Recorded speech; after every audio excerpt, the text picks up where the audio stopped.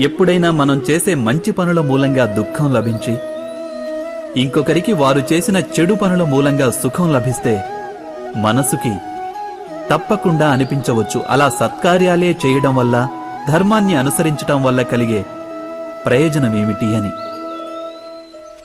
కానీ దుష్టాత్ములకు ఏమి లభిస్తుందో ఎప్పుడైనా గమనించారా? దుష్టకార్యాలు తలపెట్టే వారి హృదయం ఎప్పుడూ అల్లకల్లోలంగా, ఎంతో చిరాకుగా ఉంటుంది. ఆ మనసులో అనుక్షణం కొత్త కొత్త సంఘర్షణలు ఉద్భవిస్తుంటాయి. అపనమ్మకం వారిని జీవితాంతం వెంటాడుతూ ఉంటుంది. ఇదేనా సుఖమంటే? అయితే ధర్మ మార్గాన నడిచేవారు, సత్కార్యాలు చేసేవారు, సచ్చీలురైన వ్యక్తుల మనసులు సర్వదా ప్రశాంతంగా ఉంటాయి. పరిస్థితులేవి వారి జీవన గమనంలో బాధాకరంగా ఉండవు.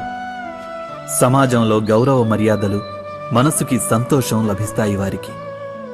అనగా సత్ప్రవర్తన అన్నది భవిష్యత్తులో లభించే సుఖాలకు మార్గం కాదు. సుఖానికి నిర్వచనమే సత్ప్రవర్తన. అదేవిధంగా దుష్ప్రవర్తన అన్నది భవిష్యత్తులో ఎదురయ్యే దుఃఖాలకు మార్గం కాదు. అధర్మం చేసిన క్షణమే అది దుఃఖాలను ఉత్పన్నం చేస్తుంది. ధర్మం ఆచరిస్తే సుఖం రాదు. ధర్మానికి మరో పేరే సుఖం.